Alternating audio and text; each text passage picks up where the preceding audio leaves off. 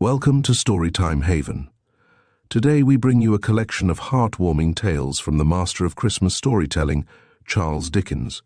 In some Christmas stories, Dickens paints vivid portraits of kindness, generosity, and the spirit of the season. These timeless stories remind us of the importance of compassion and goodwill, not only during the holidays, but all year round. So, sit back, relax, and join us as we journey through these unforgettable Christmas tales. Chapter 1. A Christmas Tree. I have been looking on this evening at a merry company of children assembled round that pretty German toy, a Christmas tree. The tree was planted in the middle of a great round table and towered high above their heads. It was brilliantly lighted by a multitude of little tapers, and everywhere sparkled and glittered with bright objects. There were rosy-cheeked dolls hiding behind the green leaves, and there were real watches, with movable hands at least, and an endless capacity of being wound up dangling from innumerable twigs. There were French polished tables, chairs, bedsteads, wardrobes, 8-day clocks, and various other articles of domestic furniture, wonderfully made in tin at Wolverhampton, perched among the boughs, as if in preparation for some fairy housekeeping. There were jolly, broad-faced little men, much more agreeable in appearance than many real men, and no wonder, for their heads took off, and showed them to be full of sugar plums.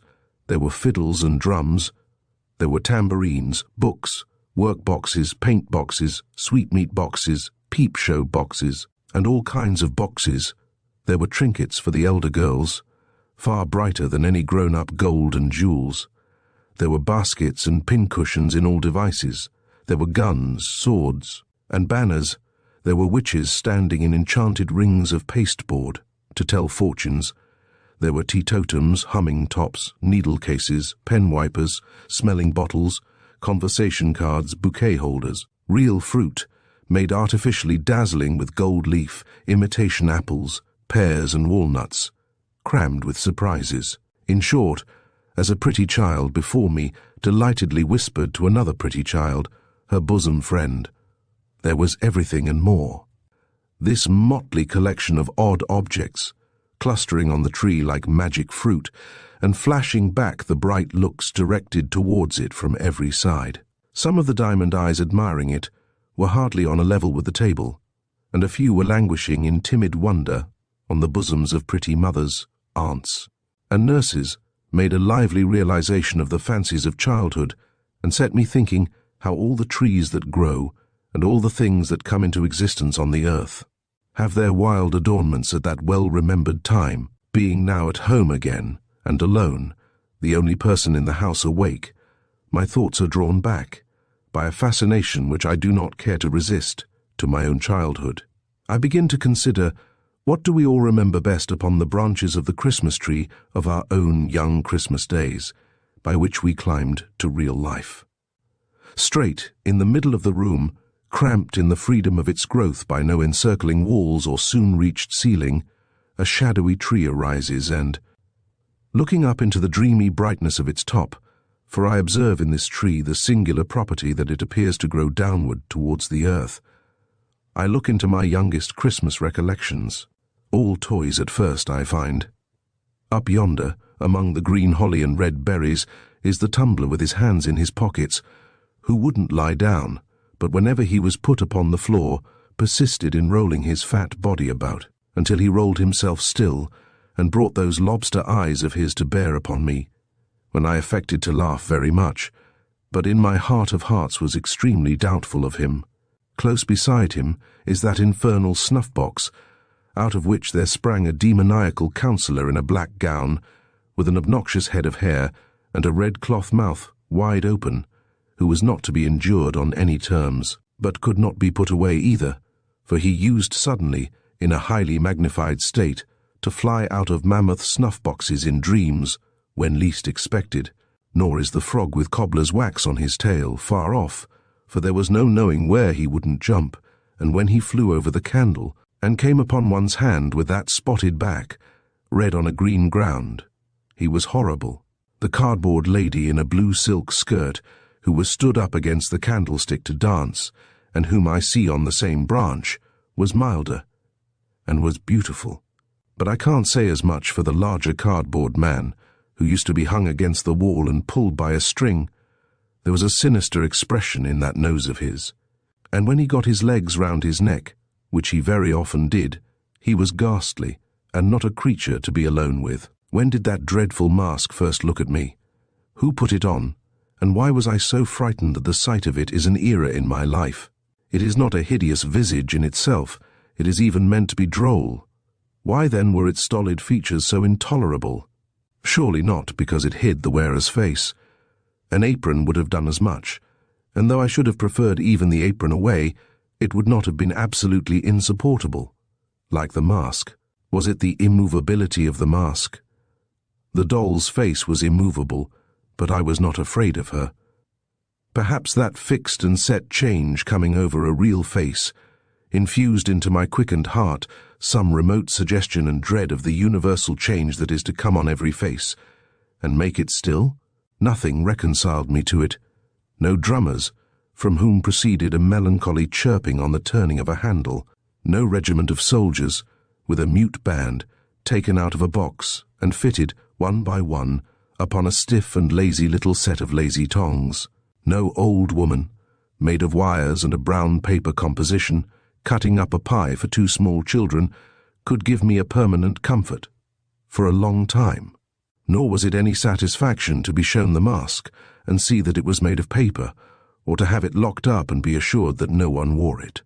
The mere recollection of that fixed face, the mere knowledge of its existence anywhere, was sufficient to awake me in the night all perspiration and horror, with, "Oh, I know it's coming! Oh, the mask!" I never wondered what the dear old donkey with the panniers, there he is, was made of then. His hide was real to the touch, I recollect. And the great black horse with the round red spots all over him, the horse that I could even get upon, I never wondered what had brought him to that strange condition, or thought that such a horse was not commonly seen at Newmarket. The 4 horses of no colour, next to him, that went into the waggon of cheeses, and could be taken out and stabled under the piano, appear to have bits of fur tippet for their tails, and other bits for their manes, and to stand on pegs instead of legs, but it was not so when they were brought home for a Christmas present. They were all right then, neither was their harness unceremoniously nailed into their chests, as appears to be the case now. The tinkling works of the music cart I did find out to be made of quill tooth picks and wire, and I always thought that little tumbler in his shirt sleeves perpetually swarming up one side of a wooden frame, and coming down, head foremost, on the other, rather a weak-minded person though good-natured.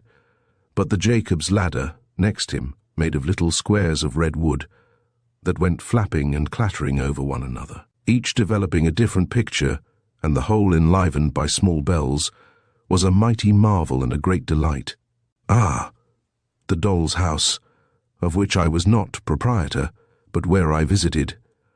I don't admire the Houses of Parliament half so much as that stone-fronted mansion with real glass windows and doorsteps and a real balcony, greener than I ever see now, except at watering places, and even they afford but a poor imitation. And though it did open all at once, the entire house front, which was a blow, I admit, as cancelling the fiction of a staircase, it was but to shut it up again, and I could believe. Even open, there were 3 distinct rooms in it, a sitting-room and bedroom, elegantly furnished, and best of all, a kitchen, with uncommonly soft fire-irons, a plentiful assortment of diminutive utensils. Oh, the warming pan, and a tin-man cook in profile, who was always going to fry 2 fish. What Barmecide justice have I done to the noble feasts, wherein the set of wooden platters figured, each with its own peculiar delicacy, as a ham or turkey, glued tight onto it, and garnished with something green, which I recollect as moss? Could all the temperance societies of these later days, united, give me such a tea-drinking as I have had through the means of yonder little set of blue crockery, which really would hold liquid? It ran out of the small wooden cask, I recollect, and tasted of matches, and which made tea, nectar, and if the 2 legs of the ineffectual little sugar tongs did tumble over one another, and want purpose, like Punch's hands, what does it matter? And if I did once shriek out, as a poisoned child, and strike the fashionable company with consternation, by reason of having drunk a little teaspoon inadvertently dissolved in too hot tea, I was never the worse for it.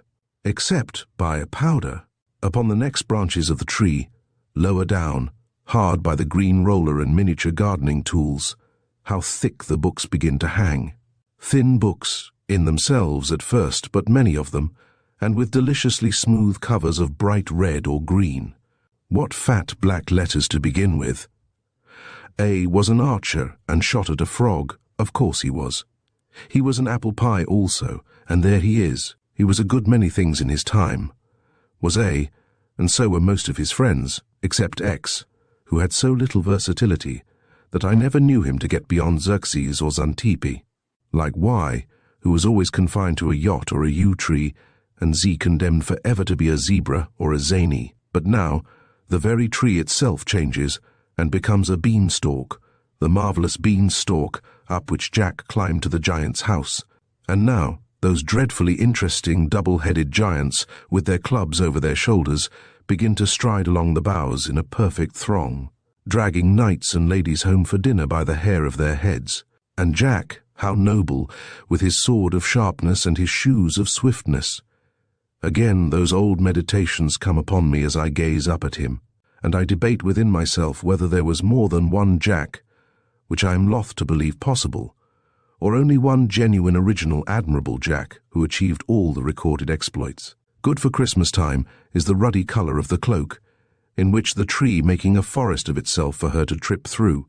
With her basket, Little Red Riding Hood comes to me one Christmas Eve to give me information of the cruelty and treachery of that dissembling wolf who ate her grandmother, without making any impression on his appetite, and then ate her, after making that ferocious joke about his teeth. She was my first love. I felt that if I could have married Little Red Riding Hood, I should have known perfect bliss. But it was not to be, and there was nothing for it but to look out the wolf in the Noah's Ark there, and put him late in the procession on the table, as a monster who was to be degraded. Oh, the wonderful Noah's Ark! It was not found seaworthy when put in a washing tub, and the animals were crammed in at the roof, and needed to have their legs well shaken down before they could be got in, even there. And then, 10 to 1, but they began to tumble out at the door, which was but imperfectly fastened with a wire latch. But what was that against it? Consider the noble fly, a size or two smaller than the elephant, the ladybird, the butterfly, all triumphs of art. Consider the goose, whose feet were so small and whose balance was so indifferent that he usually tumbled forward and knocked down all the animal creation. Consider Noah and his family, like idiotic tobacco stoppers, and how the leopard stuck to warm little fingers, and how the tails of the larger animals used gradually to resolve themselves into frayed bits of string. Hush! Again a forest, and somebody up in a tree, not Robin Hood, not Valentine, not the yellow dwarf. I've passed him and all Mother Bunch's wonders, without mention, but an Eastern king with a glittering scimitar and turban. By Allah, 2 Eastern kings, for I see another, looking over his shoulder. Down upon the grass at the tree's foot lies the full length of a coal-black giant stretched asleep, with his head in a lady's lap, and near them is a glass box, fastened with 4 locks of shining steel, in which he keeps the lady prisoner when he is awake. I see the 4 keys at his girdle now. The lady makes signs to the 2 kings in the tree, who softly descend. It is the setting in of the bright Arabian Nights. Oh, now all common things become uncommon and enchanted to me. All lamps are wonderful, all rings are talismans. Common flower pots are full of treasure, with a little earth scattered on the top. Trees are for Ali Baba to hide in. Beefsteaks are to throw down into the Valley of Diamonds, that the precious stones may stick to them and be carried by the eagles to their nests, whence the traders, with loud cries, will scare them. Tarts are made, according to the recipe of the vizier's son of Bussorah, who turned pastry cook after he was set down in his drawers at the gate of Damascus. Cobblers are all Mustafas, and in the habit of sewing up people cut into 4 pieces, to whom they are taken blindfold. Any iron ring let into stone is the entrance to a cave which only waits for the magician and the little fire, and the necromancy that will make the earth shake. All the dates imported come from the same tree as that unlucky date, with whose shell the merchant knocked out the eye of the genie's invisible son. All olives are of the stock of that fresh fruit, concerning which the commander of the faithful overheard the boy conduct the fictitious trial of the fraudulent olive merchant. All apples are akin to the apple purchased with 2 others from the Sultan's gardener for 3 sequins, and which the tall black slave stole from the child. All dogs are associated with the dog, really a transformed man, who jumped upon the baker's counter and put his paw on the piece of bad money. All rice recalls the rice which the awful lady, who was a ghoul, could only peck by grains because of her nightly feasts in the burial place. My very rocking horse, there he is, with his nostrils turned completely inside out, indicative of blood, should have a peg in his neck, by virtue thereof to fly away with me, as the wooden horse did with the Prince of Persia, in the sight of all his father's court. Yes, on every object that I recognize among those upper branches of my Christmas tree, I see this fairy light, when I wake in bed, at daybreak, on the cold, dark winter mornings, the white snow dimly beheld. Outside, through the frost on the window pane, I hear Dinarzade. Sister, sister, if you are yet awake, I pray you finish the history of the young king of the Black Islands.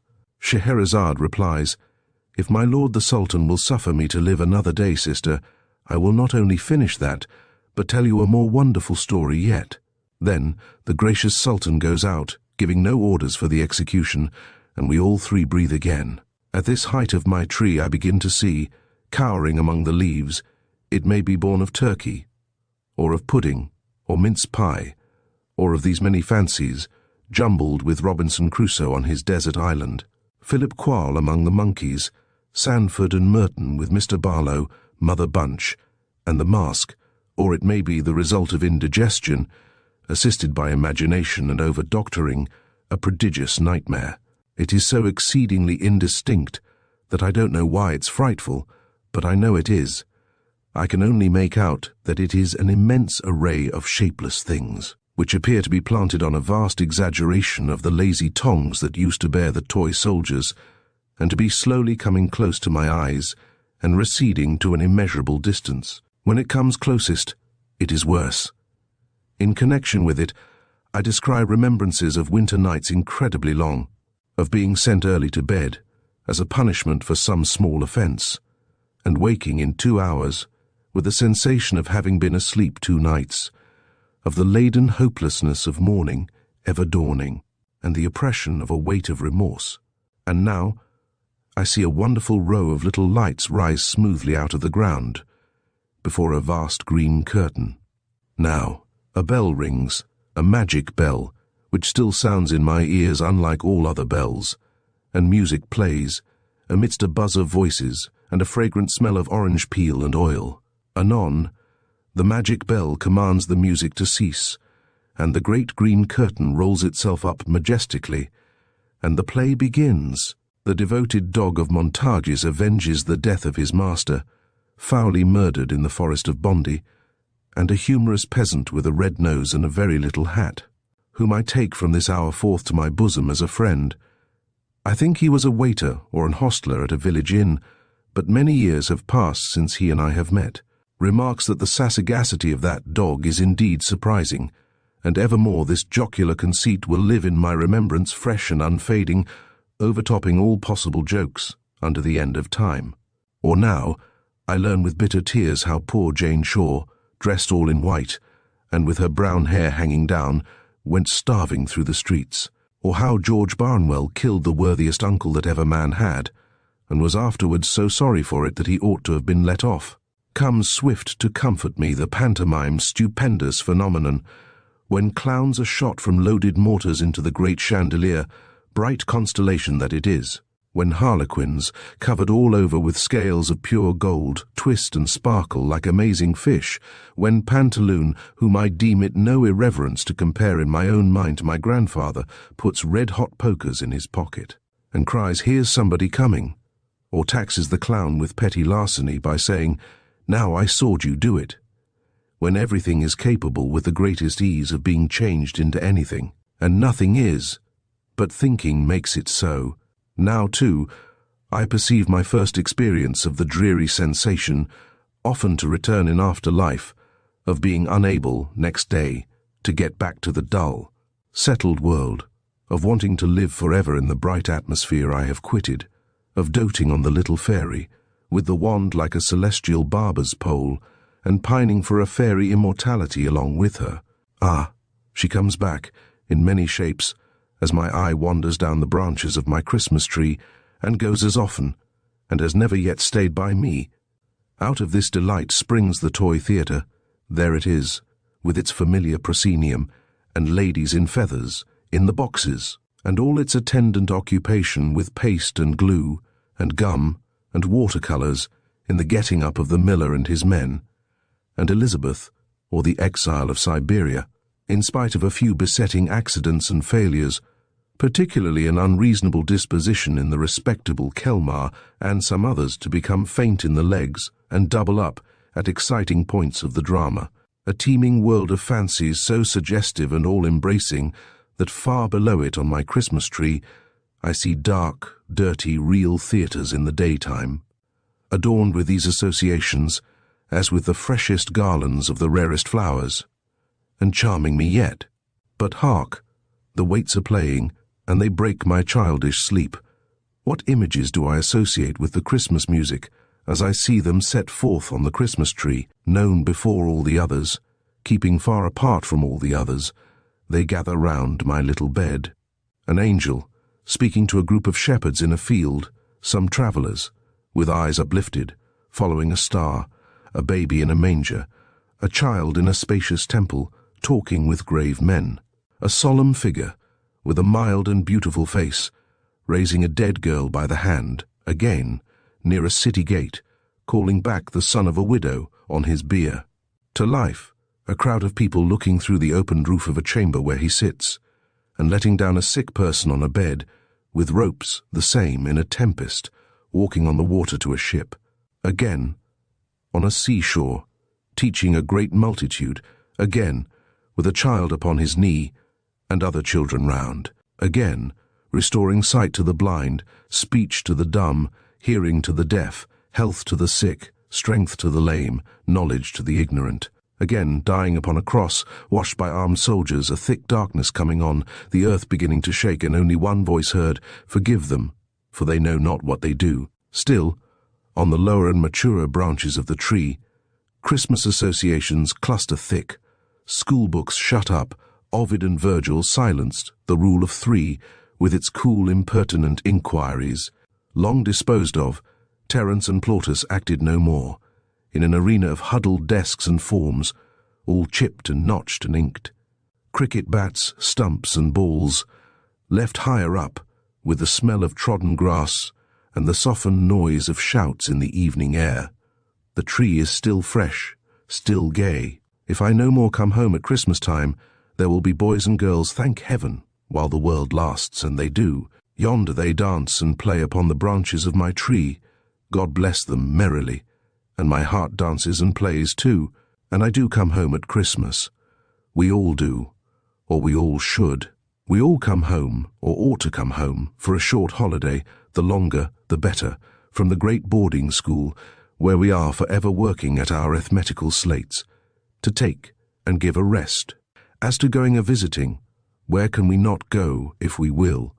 Where have we not been, when we would, starting our fancy from our Christmas tree, away into the winter prospect? There are many such upon the tree, on by low-lying misty grounds, through fens and fogs, up long hills, winding dark as caverns between thick plantations, almost shutting out the sparkling stars, so out on broad heights, until we stop at last, with sudden silence, at an avenue. The gate bell has a deep, half-awful sound in the frosty air. The gate swings open on its hinges, and as we drive up to a great house, the glancing lights grow larger in the windows, and the opposing rows of trees seem to fall solemnly back on either side, to give us place. At intervals, all day, a frightened hare has shot across this whitened turf, or the distant clatter of a herd of deer trampling the hard frost has, for the minute, crushed the silence too. Their watchful eyes beneath the fern may be shining now, if we could see them, like the icy dewdrops on the leaves, but they are still, and all is still. And so, the lights growing larger, and the trees falling back before us, and closing up again behind us, as if to forbid retreat, we come to the house. There is probably a smell of roasted chestnuts and other good comfortable things all the time, for we are telling winter stories, ghost stories, or more shame for us, round the Christmas fire, and we have never stirred, except to draw a little nearer to it. But no matter for that. We came to the house, and it is an old house, full of great chimneys where wood is burnt on ancient dogs upon the hearth, and grim portraits, some of them with grim legends, two lower distrustfully from the oaken panels of the walls. We are a middle-aged nobleman, and we make a generous supper with our host and hostess and their guests, it being Christmas time, and the old house full of company, and then we go to bed. Our room is a very old room. It is hung with tapestry.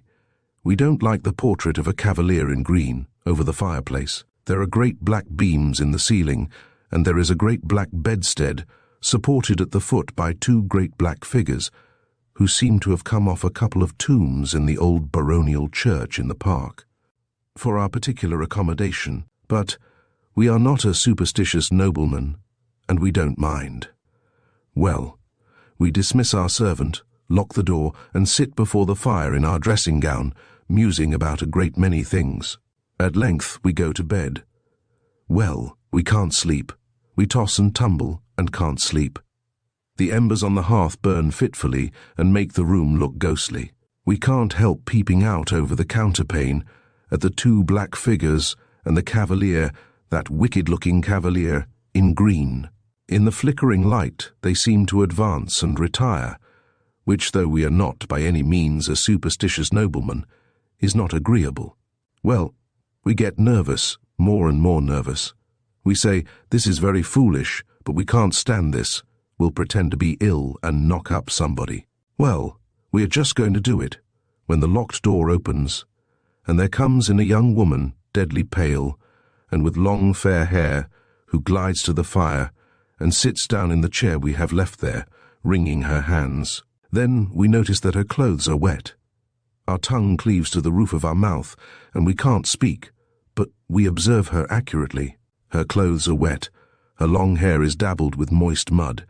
She is dressed in the fashion of 200 years ago, and she has at her girdle a bunch of rusty keys. Well, there she sits, and we can't even faint. We are in such a state about it. Presently she gets up, and tries all the locks in the room with the rusty keys, which won't fit one of them. Then she fixes her eyes on the portrait of the cavalier in green, and says in a low, terrible voice, "The stags know it." After that, she wrings her hands again, passes the bedside and goes out at the door. We hurry on our dressing gown, seize our pistols, we always travel with pistols, and are following, when we find the door locked. We turn the key, look out into the dark gallery, no one there. We wander away, and try to find our servant. Can't be done. We pace the gallery till daybreak, then return to our deserted room, fall asleep, and are awakened by our servant. Nothing ever haunts him, and the shining sun. Well, we make a wretched breakfast, and all the company say we look queer. After breakfast we go over the house with our host, and then we take him to the portrait of the cavalier in green, and then it all comes out. He was false to a young housekeeper once attached to that family, and famous for her beauty, who drowned herself in a pond, and whose body was discovered after a long time because the stags refused to drink of the water, since which it has been whispered that she traverses the house at midnight, but goes especially to that room where the cavalier in green was wont to sleep, trying the old locks with the rusty keys. Well, we tell our host of what we have seen, and a shade comes over his features, and he begs it may be hushed up, and so it is. But it's all true, and we said so. Before we died, we are dead now to many responsible people. There is no end to the old houses, with resounding galleries, and dismal state bedchambers, and haunted wings shut up for many years, through which we may ramble, with an agreeable creeping up our back, and encounter any number of ghosts. But it is worthy of remark, perhaps reducible to a very few general types and classes, for Ghosts have little originality and walk in a beaten track. Thus it comes to pass that a certain room in a certain old hall, where a certain bad lord, baronet, knight or gentleman shot himself, has certain planks in the floor from which the blood will not be taken out. You may scrape and scrape, as the present owner has done, or plane and plane, as his father did, or scrub and scrub, as his grandfather did, or burn and burn with strong acids, as his great-grandfather did, but there the blood will still be, no redder and no paler, no more and no less, always just the same.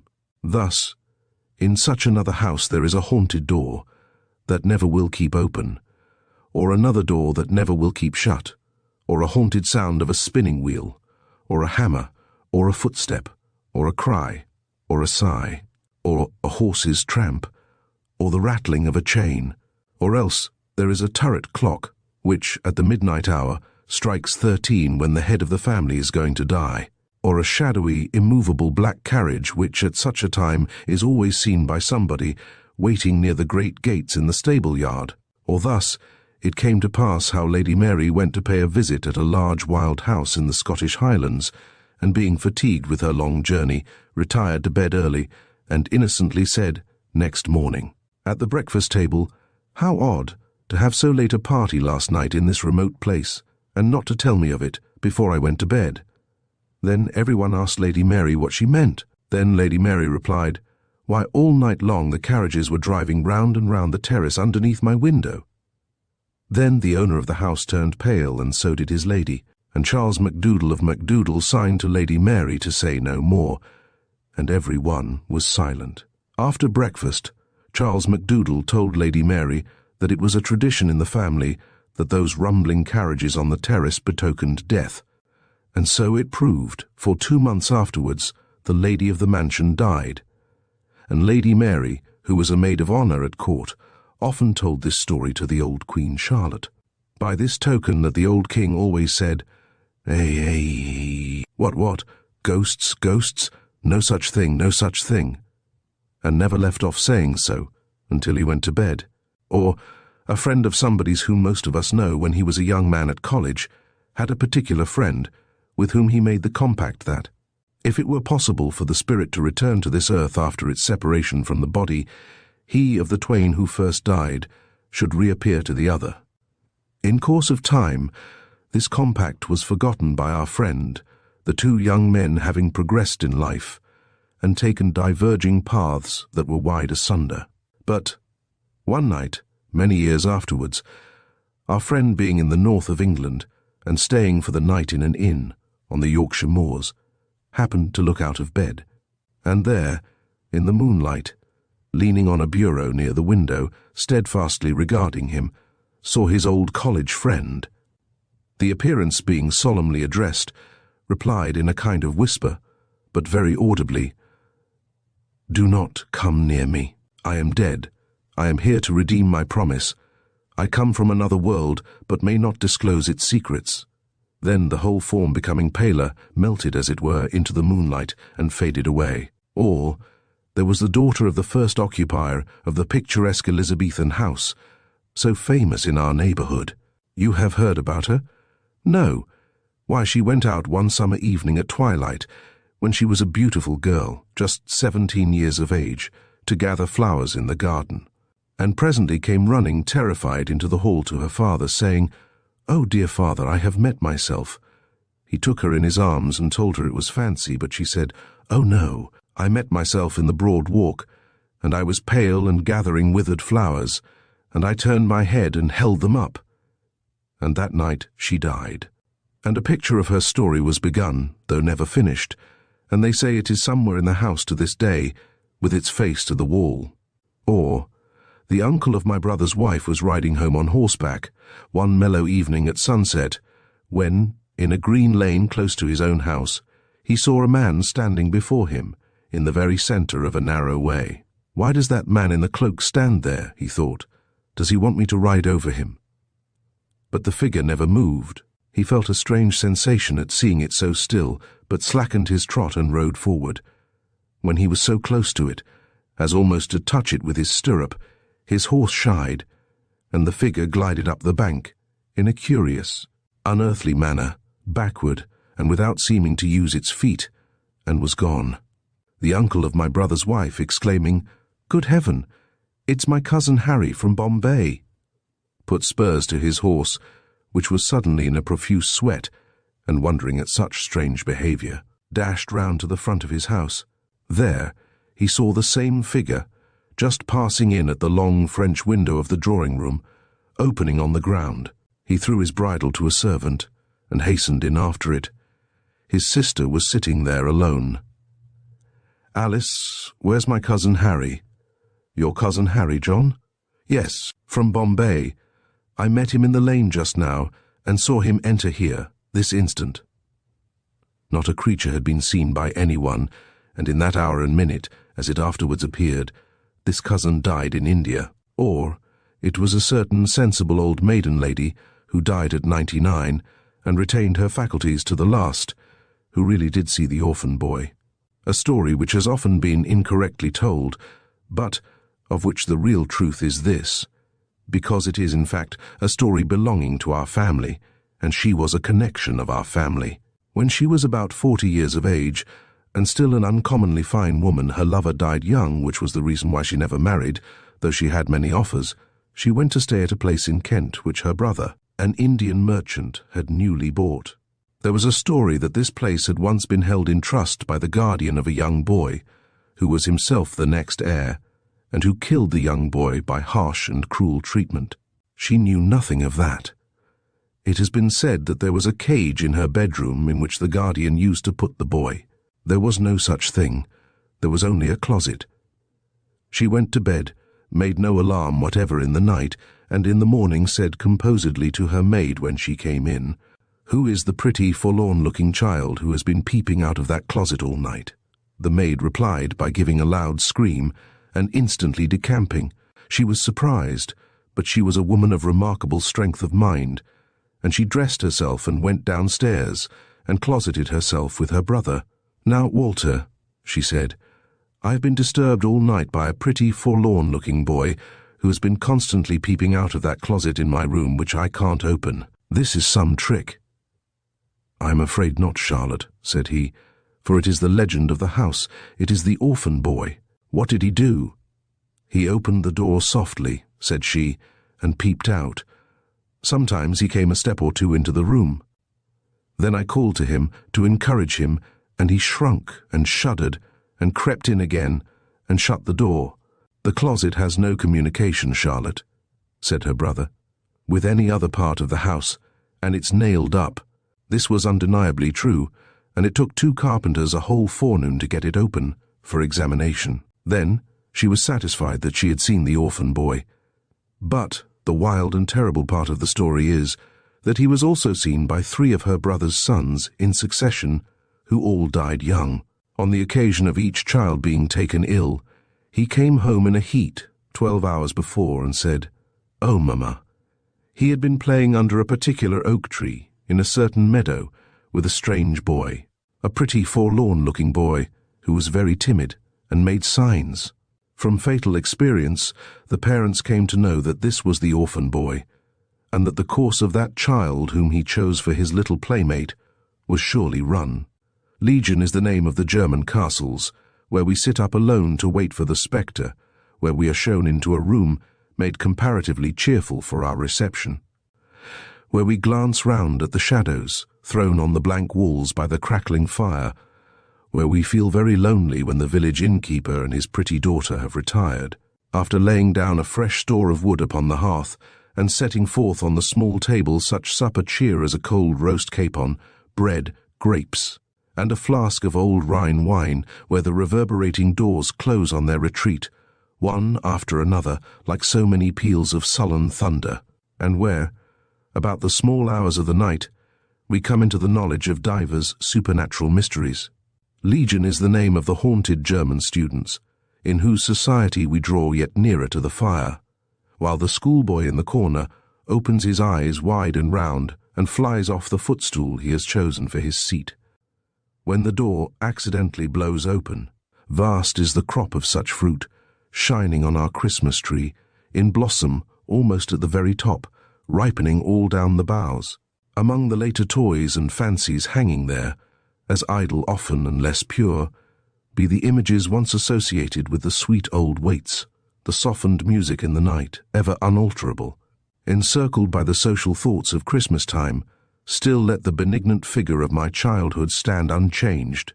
In every cheerful image and suggestion that the season brings, may the bright star that rested above the poor roof be the star of all the Christian world. A moment's pause, O vanishing tree, of which the lower boughs are dark to me as yet, and let me look once more.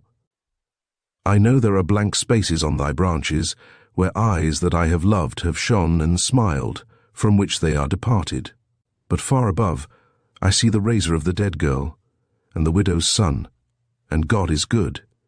If age be hiding for me in the unseen portion of thy downward growth, O may I, with a grey head, turn a child's heart to that figure yet, and a child's trustfulness and confidence. Now the tree is decorated with bright merriment, and song, and dance, and cheerfulness, and they are welcome. Innocent and welcome be they ever held, beneath the branches of the Christmas tree, which cast no gloomy shadow. But as it sinks into the ground, I hear a whisper going through the leaves. This in commemoration of the law of love and kindness, mercy and passion. Th.s. in remembrance of me. Chapter 2. What Christmas is as we grow older. Time was, with most of us, when Christmas Day encircling all our limited world like a magic ring, left nothing out for us to miss or seek, bound together all our home enjoyments, affections and hopes, grouped everything and every one around the Christmas fire, and made the little picture shining in our bright young eyes, complete. Time came perhaps all so soon, when our thoughts overleaped that narrow boundary, when there was someone very dear we thought then, very beautiful, and absolutely perfect, wanting to the fullness of our happiness, when we were wanting too, or we thought so, which did just as well at the Christmas hearth by which that someone sat, and when we intertwined with every wreath and garland of our life that someone's name. That was the time for the bright visionary Christmases which have long arisen from us to show faintly after summer rain in the palest edges of the rainbow. That was the time for the beatified enjoyment of the things that were to be, and never were, and yet the things that were so real in our resolute hope that it would be hard to say, now, what realities achieved since, have been stronger. What? Did that Christmas never really come when we and the priceless pearl who was our young choice were received, after the happiest of totally impossible marriages, by the two united families previously at daggers, drawn on our account? When brothers and sisters-in-law, who had always been rather cool to us before our relationship was effected, perfectly doted on us, and when fathers and mothers overwhelmed us with unlimited incomes? Was that Christmas dinner never really eaten, after which we arose, and generously and eloquently rendered honour to our late rival, present in the company, then and there exchanging friendship and forgiveness, and founding an attachment not to be surpassed in Greek or Roman story, which subsisted until death? Has that same rival long ceased to care for that same priceless pearl, and married for money, and become usurious? Above all, do we really know now that we should probably have been miserable if we had won and worn the pearl, and that we are better without her? That Christmas, when we had recently achieved so much fame, when we had been carried in triumph somewhere for doing something great and good, when we had won an honoured and ennobled name, and arrived and were received at home in a shower of tears of joy, is it possible that that Christmas has not come yet? And is our life here, at the best, so constituted that, pausing as we advance at such a noticeable milestone in the track as this great birthday, we look back on the things that never were, as naturally and full as gravely as on the things that have been and are gone, or have been and still are? If it be so, and so it seems to be, must we come to the conclusion that life is little better than a dream, and little worth the loves and strivings that we crowd into it? No, far be such miscalled philosophy from us, dear reader, on Christmas Day. Nearer and closer to our hearts be the Christmas spirit, which is the spirit of active usefulness, perseverance, cheerful discharge of duty, kindness, and forbearance. It is in the last virtues especially that we are, or should be, strengthened by the unaccomplished visions of our youth. For who shall say that they are not our teachers to deal gently even with the impalpable nothings of the earth? Therefore, as we grow older, let us be more thankful that the circle of our Christmas associations and of the lessons that they bring expands. Let us welcome every one of them and summon them to take their places by the Christmas hearth. Welcome, old aspirations, glittering creatures of an ardent fancy, to your shelter underneath the holly. We know you and have not outlived you yet. Welcome, old projects and old loves, however fleeting, to your nooks among the steadier lights that burn around us. Welcome, all that was ever real to our hearts, and for the earnestness that made you real, thanks to heaven. Do we build no Christmas castles in the clouds now? Let our thoughts, fluttering like butterflies among these flowers of children, bear witness. Before this boy, there stretches out a future, brighter than we ever looked on in our old romantic time, but bright with honor and with truth. Around this little head on which the sunny curls lie heaped, the graces sport, as prettily, as airily, as when there was no scythe within the reach of time to shear away the curls of our first love. Upon another girl's face near it, placider but smiling bright, a quiet and contented little face, we see home fairly written. Shining from the word, as rays shine from a star, we see how, when our graves are old, other hopes than ours are young, other hearts than ours are moved, how other ways are smoothed. How other happiness blooms, ripens, and decays. No, not decays. For other homes and other bands of children, not yet in being, nor for ages yet to be, arise and bloom and ripen to the end of all. Welcome, everything.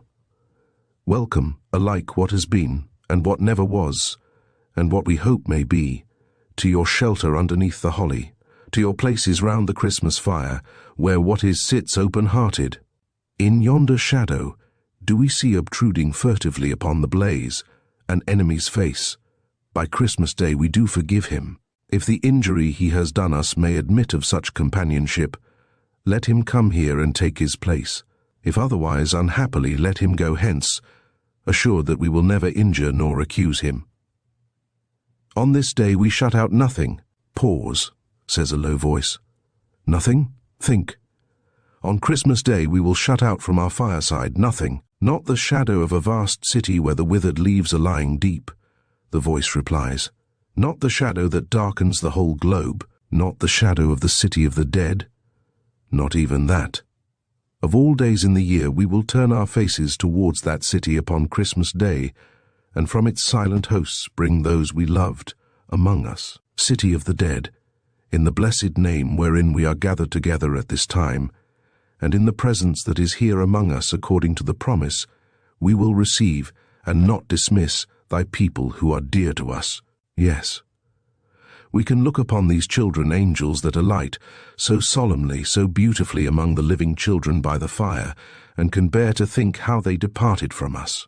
Entertaining angels unawares, as the patriarchs did, the playful children are unconscious of their guests, but we can see them, can see a radiant arm around one favorite neck, as if there were a tempting of that child away. Among the celestial figures there is one, a poor misshapen boy on earth, of a glorious beauty now, of whom his dying mother said it grieved her much to leave him here, alone, for so many years as it was likely would elapse before he came to her, being such a little child. But he went quickly, and was laid upon her breast, and in her hand she leads him. There was a gallant boy who fell far away upon a burning sand beneath a burning sun, and said, "Tell them at home, with my last love, how much I could have wished to kiss them once, but that I died contented and had done my duty." Or there was another, over whom they read the words, "Therefore we commit his body to the deep, and so consigned him to the lonely ocean and sailed on." Or there was another, who lay down to his rest in the dark shadow of great forests, and on earth awoke no more. Oh, shall they not, from sand and sea and forest, be brought home at such a time? There was a dear girl, almost a woman, never to be one, who made a mourning Christmas in a house of joy, and went her trackless way to the silent city. Do we recollect her, worn out, faintly whispering what could not be heard, and falling into that last sleep for weariness?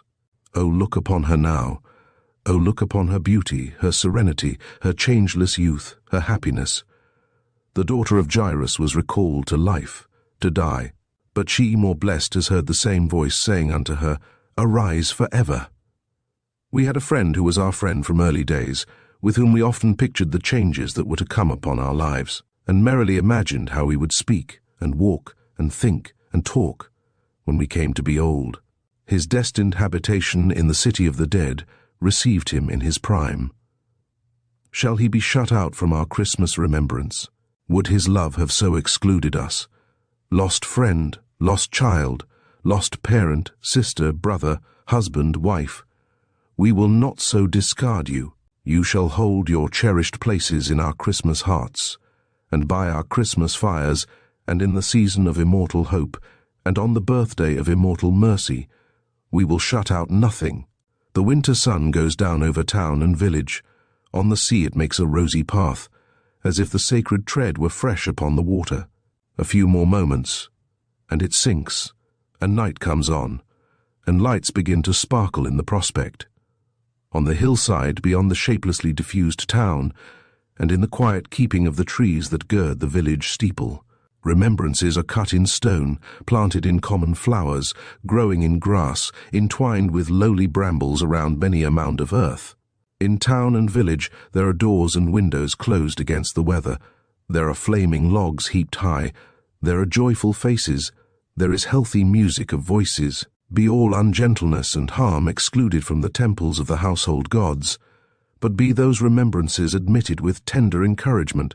They are of the time and all its comforting and peaceful reassurances, and of the history that reunited even upon earth the living and the dead, and of the broad beneficence and goodness that too many men have tried to tear to narrow shreds. Chapter 3. The Poor Relation's Story. He was very reluctant to take precedence of so many respected members of the family. By beginning the round of stories they were to relate as they sat in a goodly circle by the Christmas fire, and he modestly suggested that it would be more correct if John, our esteemed host, whose health he begged to drink, would have the kindness to begin. For as to himself, he said, he was so little used to lead the way that really, but as they all cried out here, that he must begin, and agreed with one voice that he might, could, would, and should begin, he left off rubbing his hands, and took his legs out from under his armchair, and did begin. I have no doubt, said the poor relation, that I shall surprise the assembled members of our family, and particularly John, our esteemed host, to whom we are so much indebted for the great hospitality with which he has this day entertained us, by the confession I am going to make. But, if you do me the honor to be surprised at anything that falls from a person so unimportant in the family as I am, I can only say that I shall be scrupulously accurate in all I relate. I am not what I am supposed to be. I am quite another thing. Perhaps before I go further, I had better glance at what I am supposed to be. It is supposed, unless I mistake, the assembled members of our family will correct me if I do, which is very likely. Here the poor relation looked mildly about him for contradiction, that I am nobody's enemy but my own, that I never met with any particular success in anything, that I failed in business because I was unbusinesslike and credulous, in not being prepared for the interested designs of my partner, that I failed in love because I was ridiculously trustful, in thinking it impossible that Christiana could deceive me, that I failed in my expectations from my Uncle Chill, on account of not being as sharp as he could have wished in worldly matters, that through life I have been rather put upon and disappointed in a general way, that I am at present a bachelor of between 59 and 60 years of age, living on a limited income in the form of a quarterly allowance, to which I see that John, our esteemed host, wishes me to make no further allusion. The supposition as to my present pursuits and habits is to the following effect. I live in a lodging in the Clapham Road, a very clean back room, in a very respectable house, where I am expected not to be at home in the daytime, unless poorly, and which I usually leave in the morning at 9 o'clock, on pretence of going to business. I take my breakfast, my roll and butter, and my half pint of coffee, at the old established coffee shop near Westminster Bridge, and then I go into the city, I don't know why, and sit in Garraway's coffee house and on 'Change and walk about, and look into a few offices and counting houses where some of my relations or acquaintance are so good as to tolerate me, and where I stand by the fire if the weather happens to be cold. I get through the day in this way until 5 o'clock, and then I dine at a cost, on the average, of 1 and 3pence. Having still a little money to spend on my evening's entertainment, I look into the old established coffee shop as I go home and take my cup of tea and perhaps my bit of toast. So, as the large hand of the clock makes its way round to the morning hour again, I make my way round to the Clapham Road again and go to bed when I get to my lodging. Fire being expensive and being objected to by the family on account of its giving trouble and making a dirt. Sometimes, one of my relations or acquaintances is so obliging as to ask me to dinner. Those are holiday occasions, and then I generally walk in the park. I am a solitary man and seldom walk with anybody. Not that I am avoided because I am shabby, for I am not at all shabby, having always a very good suit of black on, or rather Oxford mixture, which has the appearance of black and wears much better. But I have got into a habit of speaking low and being rather silent, and my spirits are not high, and I am sensible that I am not an attractive companion. The only exception to this general rule is the child of my first cousin, little Frank. I have a particular affection for that child, and he takes very kindly to me. He is a diffident boy by nature, and in a crowd he is soon run over, as I may say, and forgotten. He and I, however, get on exceedingly well. I have a fancy that the poor child will in time succeed to my peculiar position in the family. We talk but little, still, we understand each other. We walk about, hand in hand, and without much speaking he knows what I mean, and I know what he means. When he was very little indeed, I used to take him to the windows of the toy shops and show him the toys inside. It is surprising how soon he found out that I would have made him a great many presents if I had been in circumstances to do it. Little Frank and I go and look at the outside of the monument. He is very fond of the monument, and at the bridges, and at all the sights that are free. On 2 of my birthdays we have dined on a la mode beef, and gone at half price to the play, and been deeply interested. I was once walking with him in Lombard Street, which we often visit on account of my having mentioned to him that there are great riches there. He is very fond of Lombard Street, when a gentleman said to me as he passed by, "Sir, your little son has dropped his glove." I assure you, if you will excuse my remarking on so trivial a circumstance, this accidental mention of the child as mine quite touched my heart and brought the foolish tears into my eyes. When little Frank is sent to school in the country, I shall be very much at a loss what to do with myself, but I have the intention of walking down there once a month and seeing him on a half-holiday. I am told he will then be at play upon the heath, and if my visits should be objected to as unsettling the child, I can see him from a distance without his seeing me, and walk back again. His mother comes of a highly genteel family, and rather disapproves, I am aware, of our being too much together. I know that I am not calculated to improve his retiring disposition, but I think he would miss me beyond the feeling of the moment if we were wholly separated. When I die in the Clapham Road, I shall not leave much more in this world than I shall take out of it. But I happen to have a miniature of a bright-faced boy, with a curling head and an open shirt frill waving down his bosom. My mother had it taken for me, but I can't believe that it was ever like, which will be worth nothing to sell, and which I shall beg may he given to Frank. I have written my dear boy a little letter with it, in which I have told him that I felt very sorry to part from him, though bound to confess that I knew no reason why I should remain here. I have given him some short advice, the best in my power, to take warning of the consequences of being nobody's enemy but his own, and I have endeavoured to comfort him for what I fear he will consider a bereavement, by pointing out to him that I was only a superfluous something to everyone but him, and that having by some means failed to find a place in this great assembly, I am better out of it.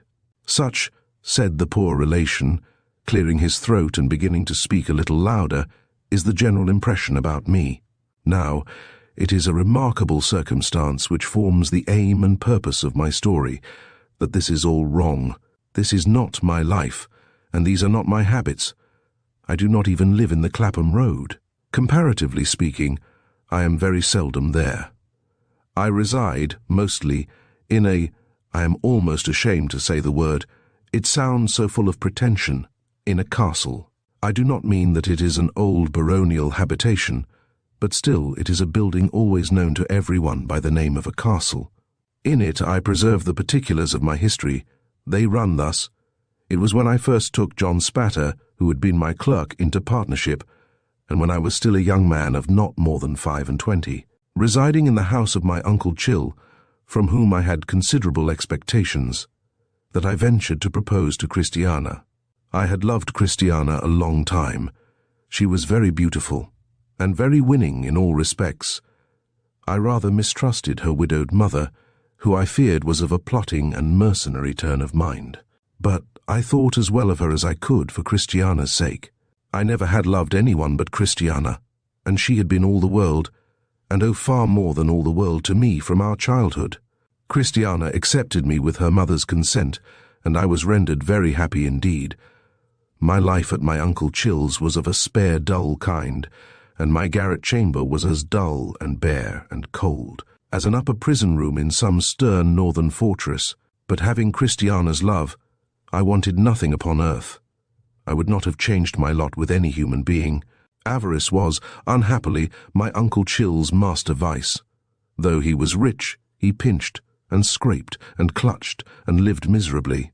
As Christiana had no fortune, I was for some time a little fearful of confessing our engagement to him, but at length I wrote him a letter, saying how it all truly was. I put it into his hand one night, on going to bed, as I came downstairs next morning, shivering in the cold December air, colder in my uncle's unwarmed house than in the street, where the winter sun did sometimes shine, and which was at all events enlivened by cheerful faces and voices passing along.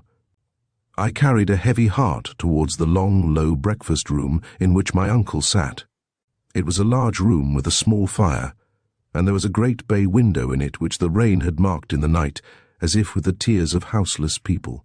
It stared upon a raw yard, with a cracked stone pavement, and some rusted iron railings half uprooted, whence an ugly outbuilding that had once been a dissecting room in the time of the great surgeon who had mortgaged the house to my uncle, stared at it. We rose so early always, that at that time of the year we breakfasted by candlelight.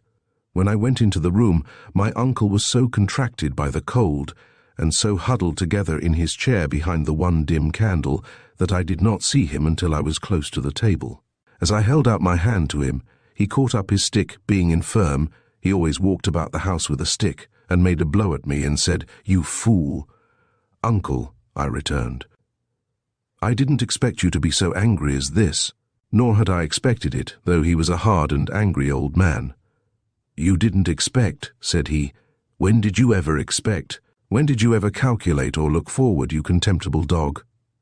"These are hard words, uncle." "Hard words? Feathers to pelt such an idiot as you with," said he. "Here, Betsy Snap, look at him." Betsy Snap was a withered, hard-favoured, yellow old woman, our only domestic, always employed at this time of the morning in rubbing my uncle's legs. As my uncle adjured her to look at me, he put his lean grip on the crown of her head, she kneeling beside him, and turned her face towards me. An involuntary thought connecting them both with the dissecting room, as it must often have been in the surgeon's time, passed across my mind in the midst of my anxiety. "Look at the snivelling milksop," said my uncle. "Look at the baby. This is the gentleman who, people say, is nobody's enemy but his own. This is the gentleman who can't say no. This is the gentleman who is making such large profits in his business that he must needs take a partner t'other day. This is the gentleman who is going to marry a wife without a penny, and who falls into the hands of Jezebels who are speculating on my death." I knew now how great my uncle's rage was, for nothing short of his being almost beside himself would have induced him to utter that concluding word, which he held in such repugnance that it was never spoken or hinted at before him on any account. "On my death," he repeated, as if he were defying me by defying his own abhorrence of the word. "On my death, death, death! But I'll spoil the speculation. Eat your last under this roof, you feeble wretch, and may it choke you." You may suppose that I had not much appetite for the breakfast to which I was bidden in these terms, but I took my accustomed seat. I saw that I was repudiated henceforth by my uncle, still I could bear that very well, possessing Christiana's heart. He emptied his basin of bread and milk as usual, only that he took it on his knees with his chair turned away from the table where I sat. When he had done, he carefully snuffed out the candle, and the cold, slate-coloured, miserable day looked in upon us. "Now, Mr. Michael," said he, "before we part, I should like to have a word with these ladies in your presence." "As you will, sir," I returned, "but you deceive yourself and wrong us cruelly, if you suppose that there is any feeling at stake in this contract but pure, disinterested, faithful love." To this he only replied, "You lie," and not one other word. We went, through half-thawed snow and half-frozen rain, to the house where Christiana and her mother lived. My uncle knew them very well. They were sitting at their breakfast and were surprised to see us at that hour. "Your servant, ma'am," said my uncle to the mother. "You divine the purpose of my visit, I dare say, ma'am. I understand there is a world of pure, disinterested, faithful love cooped up here. I am happy to bring it all at once, to make it complete. I bring you your son-in-law, ma'am, and you your husband, miss. The gentleman is a perfect stranger to me, but I wish him joy of his wise bargain. He snarled at me as he went out, and I never saw him again. It is altogether a mistake," continued the poor relation, "to suppose that my dear Christiana, over-persuaded and influenced by her mother, married a rich man, the dirt from whose carriage wheels is often, in these changed times, thrown upon me as she rides by. No, no, she married me. The way we came to be married rather sooner than we intended was this. I took a frugal lodging and was saving and planning for her sake, when, one day, she spoke to me with great earnestness, and said, 'My dear Michael, I have given you my heart. I have said that I loved you, and I have pledged myself to be your wife. I am as much yours through all changes of good and evil as if we had been married on the day when such words passed between us. I know you well, and know that if we should be separated and our union broken off, your whole life would be shadowed, and all that might, even now, be stronger in your character, for the conflict with the world would then be weakened to the shadow of what it is.'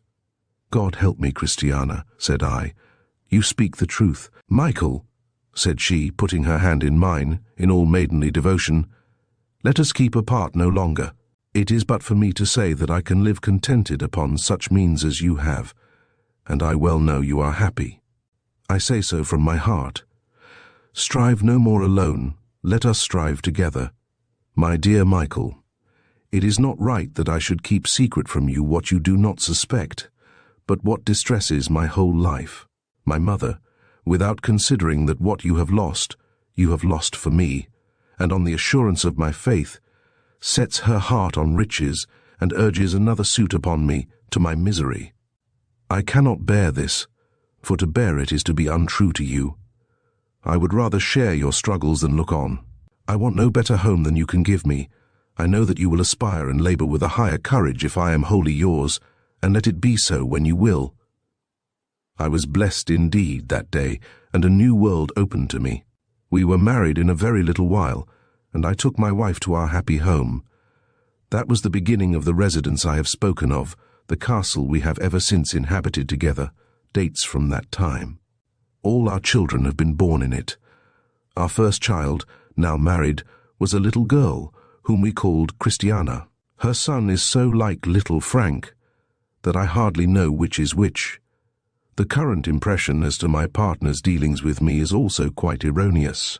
He did not begin to treat me coldly, as a poor simpleton, when my uncle and I so fatally quarrelled, nor did he afterwards gradually possess himself of our business and edge me out. On the contrary, he behaved to me with the utmost good faith and honour. Matters between us took this turn. On the day of my separation from my uncle, and even before the arrival at our counting-house of my trunks, which he sent after me, not carriage paid, I went down to our room of business on our little wharf, overlooking the river, and there I told John Spatter what had happened. John did not say in reply that rich old relatives were palpable facts, and that love and sentiment were moonshine and fiction. He addressed me thus. "Michael," said John, "we're at school together, and I generally had the knack of getting on better than you, and making a higher reputation." "You had, John," I returned. "Although," said John, "I borrowed your books and lost them, borrowed your pocket money, and never repaid it, got you to buy my damaged knives at a higher price than I had given for them new, and to own to the windows that I had broken. All not worth mentioning, John Spatter," said I, "but certainly true." "When you were first established in this infant business which promises to thrive so well," pursued John, "I came to you in my search for almost any employment, and you made me your clerk." "Still not worth mentioning, my dear John Spatter," said I. "Still equally true. And finding that I had a good head for business, and that I was really useful to the business, you did not like to retain me in that capacity, and thought it an act of justice soon to make me your partner. Still less worth mentioning than any of those other little circumstances you have recalled, John Spatter," said I, "for I was and am sensible of your merits and my deficiencies. Now, my good friend," said John, drawing my arm through his, as he had had a habit of doing at school, while two vessels outside the windows of our counting-house, which were shaped like the stern windows of a ship, went lightly down the river with the tide, as John and I might then be sailing away in company and in trust and confidence on our voyage of life. "Let there, under these friendly circumstances, be a right understanding between us. You are too easy, Michael. You are nobody's enemy but your own. If I were to give you that damaging character among our connection with a shrug and a shake of the head and a sigh, and if I were further to abuse the trust you place in me—" "But you never will abuse it at all, John," I observed. "Never," said he. "But I am putting a case, I say, and if I were further to abuse that trust by keeping this piece of our common affairs in the dark, and this other piece in the light, and again this other piece in the twilight, and so on, I should strengthen my strength, and weaken your weakness, day by day, until at last I found myself on the high road to fortune, and you left behind on some bare common, a hopeless number of miles out of the way." "Exactly so," said I. "To prevent this, Michael," said John Spatter, "or the remotest chance of this, there must be perfect openness between us. Nothing must be concealed, and we must have but one interest." "My dear John Spatter," I assured him, "that is precisely what I mean. And when you are too easy," pursued John, his face glowing with friendship, "you must allow me to prevent that imperfection in your nature from being taken advantage of. By anyone you must not expect me to humor it." "My dear John Spatter," I interrupted, "I don't expect you to humor it. I want to correct it." "And I too," said John. "Exactly so," cried I. "We both have the same end in view, and honorably seeking it, and fully trusting one another, and having but one interest. Ours will be a prosperous and happy partnership." "I am sure of it," returned John Spatter, and we shook hands most affectionately. I took John home to my castle, and we had a very happy day. Our partnership throve well. My friend and partner supplied what I wanted, as I had foreseen that he would, and by improving both the business and myself, amply acknowledged any little rise in life to which I had helped him. "I am not," said the poor relation, looking at the fire as he slowly rubbed his hands, "very rich, for I never cared to be that, but I have enough, and am above all moderate wants and anxieties. My castle is not a splendid place, but it is very comfortable, and it has a warm and cheerful air, and is quite a picture of home. Our eldest girl, who is very like her mother, married John Spatter's eldest son. Our two families are closely united in other ties of attachment. It is very pleasant of an evening, when we are all assembled together, which frequently happens, and when John and I talk over old times, and the one interest there has always been between us. I really do not know in my castle what loneliness is. Some of our children or grandchildren are always about it, and the young voices of my descendants are delightful, oh, how delightful, to me to hear. My dearest and most devoted wife, ever faithful, ever loving, ever helpful and sustaining and consoling, is the priceless blessing of my house, from whom all its other blessings spring. We are rather a musical family, and when Christiana sees me at any time a little weary or depressed, she steals to the piano and sings a gentle air she used to sing when we were first betrothed. So weak a man am I that I cannot bear to hear it from any other source.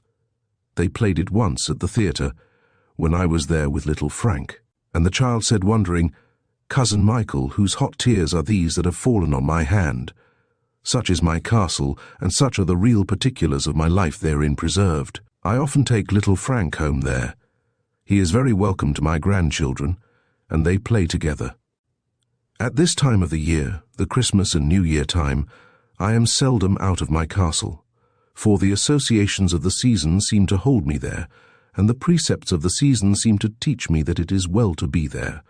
And the castle is," observed a grave, kind voice among the company. "Yes, my castle," said the poor relation, shaking his head as he still looked at the fire, "is in the air. John, our esteemed host, suggests its situation accurately. My castle is in the air. I have done. Will you be so good as to pass the story? Chapter, the child story. Once upon a time, a good many years ago, there was a traveller, and he set out upon a journey. It was a magic journey, and was to seem very long when he began it, and very short when he got halfway through. He travelled along a rather dark path for some little time, without meeting anything, until at last he came to a beautiful child. So he said to the child, "What do you do here?" And the child said, "I am always at play. Come and play with me." So he played with that child the whole day long, and they were very merry. The sky was so blue, the sun was so bright, the water was so sparkling, the leaves were so green, the flowers were so lovely, and they heard such singing birds and saw so many butterflies, that everything was beautiful. This was in fine weather. When it rained, they loved to watch the falling drops and to smell the fresh scents. When it blew, it was delightful to listen to the wind and fancy what it said as it came rushing from its home. Where was that, they wondered, whistling and howling, driving the clouds before it, bending the trees, rumbling in the chimneys, shaking the house, and making the sea roar in fury. But when it snowed, that was best of all, for they liked nothing so well as to look up at the white flakes falling fast and thick, like down from the breasts of millions of white birds, and to see how smooth and deep the drift was, and to listen to the hush upon the paths and roads. They had plenty of the finest toys in the world, and the most astonishing picture books, all about scimitars and slippers and turbans, and dwarfs and giants and genii and fairies, and blue beards and beanstalks and riches and caverns and forests and valentines and orsons, and all new and all true. But one day, of a sudden, the traveller lost the child. He called to him over and over again, but got no answer. So he went upon his road, and went on for a little while without meeting anything, until at last he came to a handsome boy. So he said to the boy, "What do you do here?" And the boy said, "I am always learning. Come and learn with me." So he learned with that boy about Jupiter and Juno, and the Greeks and the Romans and I don't know what, and learned more than I could tell, or he either, for he soon forgot a great deal of it. But they were not always learning. They had the merriest games that ever were played. They rode upon the river in summer, and skated on the ice in winter. They were active afoot, and active on horseback, at cricket, and all games at ball. At Prisoner's Base, hare and hounds, follow my leader, and more sports than I can think of. Nobody could beat them. They had holidays too, and 12th cakes, and parties where they danced till midnight, and real theatres where they saw palaces of real gold and silver rise out of the real earth, and saw all the wonders of the world at once. As to friends, they had such dear friends, and so many of them, that I want the time to reckon them up. They were all young, like the handsome boy, and were never to be strange to one another all their lives through. Still, one day, in the midst of all these pleasures, the traveller lost the boy as he had lost the child, and after calling to him in vain, went on upon his journey. So he went on for a little while without seeing anything, until at last he came to a young man. So he said to the young man, "What do you do here?" And the young man said, "I am always in love. Come and love with me." So he went away with that young man, and presently they came to one of the prettiest girls that ever was seen, just like Fanny in the corner there. and she had eyes like Fanny, and hair like Fanny, and dimples like Fanny's, and she laughed and coloured just as Fanny does while I am talking about her. So the young man fell in love directly, just as somebody I won't mention, the first time he came here, did with Fanny. Well, he was teased sometimes, just as somebody used to be by Fanny, and they quarrelled sometimes, just as somebody and Fanny used to quarrel, and they made it up, and sat in the dark, and wrote letters every day, and never were happy asunder, and were always looking out for one another and pretending not to, and were engaged at Christmas time, and sat close to one another by the fire, and were going to be married very soon, all exactly like somebody I won't mention, and Fanny. But the traveller lost them one day, as he had lost the rest of his friends, and after calling to them to come back, which they never did, went on upon his journey. So he went on for a little while without seeing anything, until at last he came to a middle-aged gentleman. So he said to the gentleman, "What are you doing here?" And his answer was, "I am always busy. Come and be busy with me." So he began to be very busy with that gentleman, and they went on through the wood together. The whole journey was through a wood, only it had been open and green at first, like a wood in spring, and now began to be thick and dark, like a wood in summer. Some of the little trees that had come out earliest were even turning brown. The gentleman was not alone, but had a lady of about the same age with him, who was his wife, and they had children who were with them too. So they all went on together through the wood, cutting down the trees and making a path through the branches and the fallen leaves, and carrying burdens and working hard. Sometimes they came to a long green avenue that opened into deeper woods. Then they would hear a very little distant voice crying, "Father, Father, I am another child. Stop for me." And presently they would see a very little figure, growing larger as it came along, running to join them. When it came up, they all crowded round it, and kissed and welcomed it. And then they all went on together. Sometimes they came to several avenues at once, and then they all stood still, and one of the children said, "Father, I am going to sea," and another said, "Father, I am going to India," and another, "Father, I am going to seek my fortune where I can," and another, "Father, I am going to heaven." So, with many tears at parting, they went solitary down those avenues, each child upon its way, and the child who went to heaven rose into the golden air and vanished. Whenever these partings happened, the traveller looked at the gentleman and saw him glance up at the sky above the trees, where the day was beginning to decline, and the sunset to come on. He saw, too, that his hair was turning grey. But they never could rest long, for they had their journey to perform, and it was necessary for them to be always busy. At last there had been so many partings that there were no children left, and only the traveller, the gentleman, and the lady went upon their way in company. And now the wood was yellow, and now brown, and the leaves, even of the forest trees, began to fall. So they came to an avenue that was darker than the rest, and were pressing forward on their journey without looking down it when the lady stopped. "My husband," said the lady, "I am called." They listened, and they heard a voice a long way down the avenue say, "Mother, mother." It was the voice of the first child who had said, "I am going to heaven." And the father said, "I pray not yet. The sunset is very near. I pray not yet." But the voice cried, "Mother, mother," without minding him, though his hair was now quite white, and tears were on his face. Then the mother, who was already drawn into the shade of the dark avenue, and moving away with her arms still round his neck, kissed him and said, "My dearest, I am summoned, and I go." And she was gone, and the traveller and he were left alone together. And they went on and on together, until they came to very near the end of the wood, so near that they could see the sunset shining red before them through the trees. Yet once more, while he broke his way among the branches, the traveller lost his friend.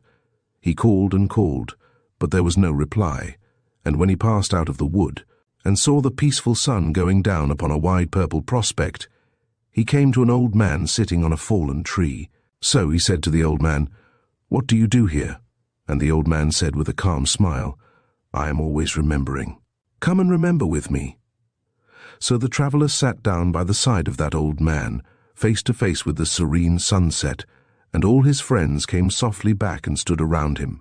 The beautiful child, the handsome boy, the young man in love, the father, mother, and children, every one of them was there, and he had lost nothing. So he loved them all, and was kind and forbearing with them all, and was always pleased to watch them all, and they all honoured and loved him. And I think the traveller must be yourself, dear grandfather, because this what you do to us, and what we do to you. Chapter: The Schoolboy's Story. Being rather young at present, I am getting on in years, but still I am rather young. I have no particular adventures of my own to fall back upon.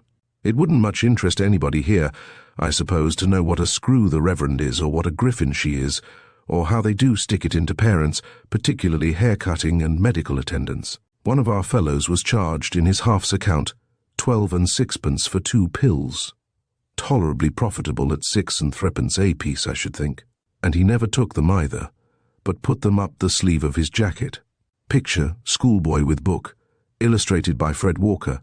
As to the beef, it's shameful. It's not beef. Regular beef isn't veins. You can chew regular beef.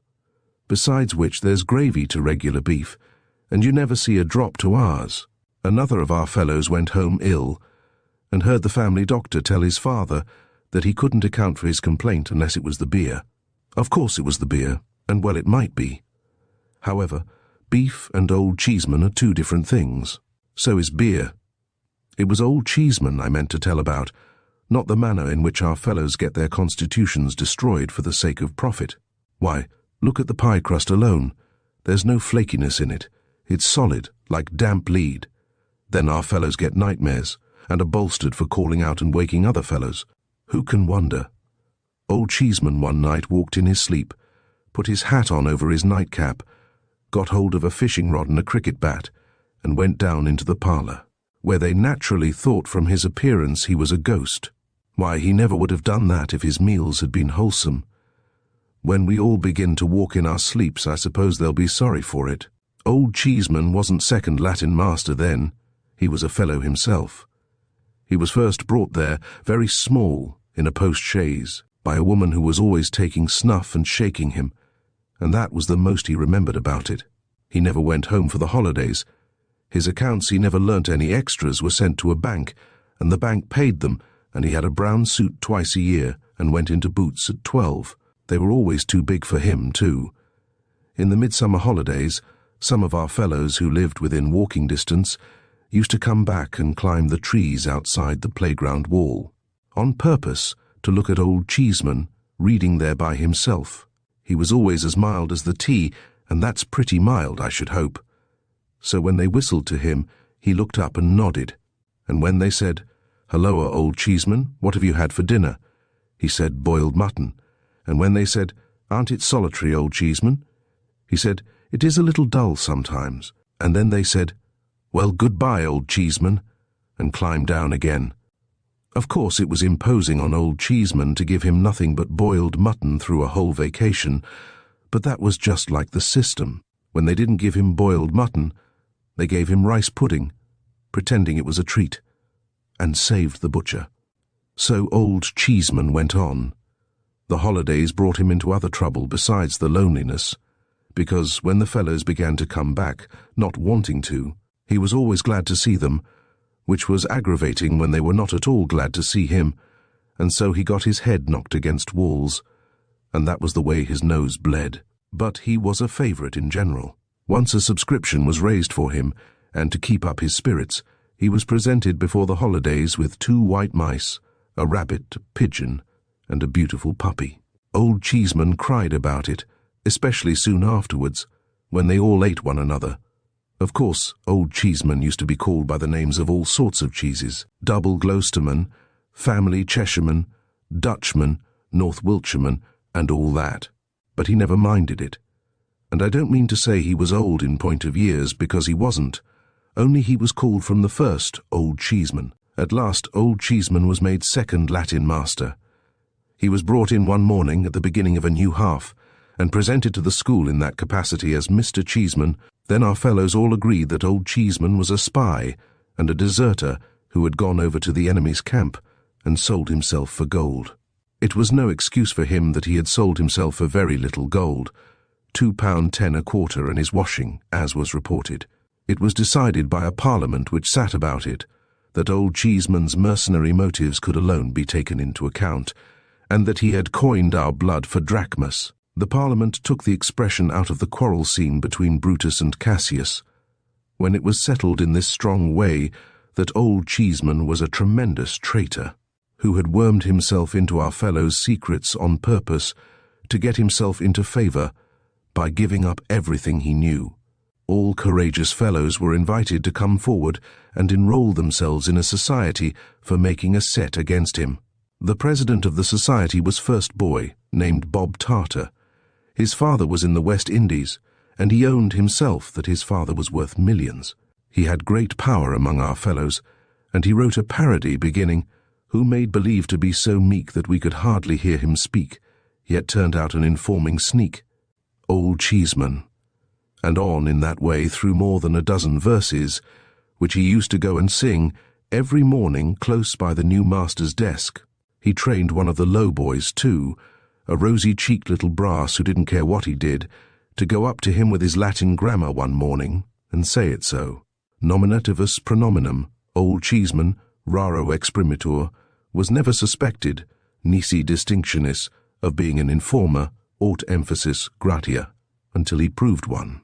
Ut, for instance, vos damnastis, when he sold the boys, quasi, as though dicat he should say praetarea nemo, I'm a Judas. All this produced a great effect on Old Cheeseman. He had never had much hair, but what he had began to get thinner and thinner every day. He grew paler and more worn, and sometimes of an evening he was seen sitting at his desk with a precious long snuff to his candle, and his hands before his face, crying. But no member of the society could pity him, even if he felt inclined, because the president said it was Old Cheeseman's conscience. So Old Cheeseman went on, and didn't he lead a miserable life? Of course the Reverend turned up his nose at him, and of course she did, because both of them always do that at all the masters, but he suffered from the fellows most, and he suffered from them constantly. He never told about it, that the society could find out, but he got no credit for that, because the president said it was Old Cheeseman's cowardice. He had only one friend in the world, and that one was almost as powerless as he was, for it was only Jane. Jane was a sort of wardrobe woman to our fellows and took care of the boxes. She had come at first, I believe, as a kind of apprentice. Some of our fellows say from a charity, but I don't know, and after her time was out, had stopped at so much a year. So little a year, perhaps I ought to say, for it is far more likely. However, she had put some pounds in the savings bank, and she was a very nice young woman. She was not quite pretty, but she had a very frank, honest, bright face, and all our fellows were fond of her. She was uncommonly neat and cheerful, and uncommonly comfortable and kind, and if anything was the matter with a fellow's mother, he always went and showed the letter to Jane. Jane was Old Cheeseman's friend. The more the society went against him, the more Jane stood by him. She used to give him a good-humoured look out of her still-room window sometimes that seemed to set him up for the day. She used to pass out of the orchard and the kitchen garden, always kept locked, I believe you, through the playground, when she might have gone the other way, only to give a turn of her head. As much as to say, keep up your spirits, to Old Cheeseman. His slip of a room was so fresh and orderly that it was well known who looked after it while he was at his desk, and when our fellows saw a smoking hot dumpling on his plate at dinner, they knew with indignation who had sent it up. Under these circumstances, the society resolved, after a quantity of meeting and debating, that Jane should be requested to cut Old Cheeseman dead, and that if she refused, she must be sent to Coventry herself. So a deputation, headed by the president, was appointed to wait on Jane, and inform her of the vote the society had been under the painful necessity of passing. She was very much respected for all her good qualities, and there was a story about her having once waylaid the Reverend in his own study, and got a fellow off from severe punishment, of her own kind, comfortable heart. So the deputation didn't much like the job. However, they went up, and the president told Jane all about it. Upon which Jane turned very red, burst into tears, informed the president and the deputation, in a way not at all like her usual way, that they were a parcel of malicious young savages, and turned the whole respected body out of the room.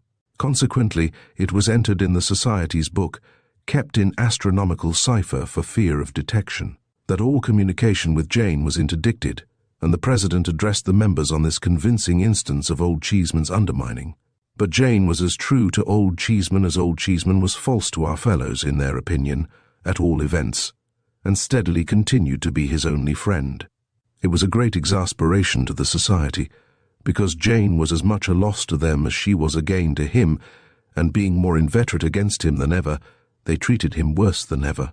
At last, one morning, his desk stood empty, his room was peeped into and found to be vacant, and a whisper went about among the pale faces of our fellows that Old Cheeseman, unable to bear it any longer, had got up early and drowned himself. The mysterious looks of the other masters after breakfast, and the evident fact that Old Cheeseman was not expected, confirmed the Society in this opinion. Some began to discuss whether the president was liable to hanging or only transportation for life, and the president's face showed a great anxiety to know which. However, he said that a jury of his country should find him game, and that in his address he should put it to them to lay their hands upon their hearts and say whether they as Britons approved of informers, and how they thought they would like it themselves. Some of the Society considered that he had better run away until he found a forest where he might change clothes with a woodcutter and stain his face with blackberries. But the majority believed that if he stood his ground, his father, belonging as he did to the West Indies and being worth millions, could buy him off. All our fellows' hearts beat fast when the Reverend came in and made a sort of a Roman or a field marshal of himself with the ruler, as he always did before delivering an address.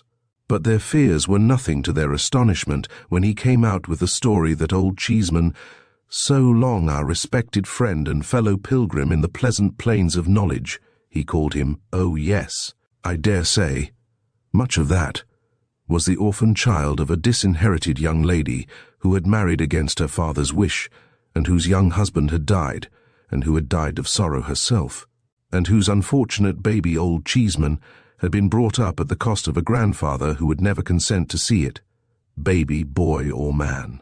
Which grandfather was now dead, and serve him right, that's my putting in, and which grandfather's large property, there being no will, was now, and all of a sudden and forever, Old Cheeseman's, our so long respected friend and fellow pilgrim, in the pleasant plains of knowledge.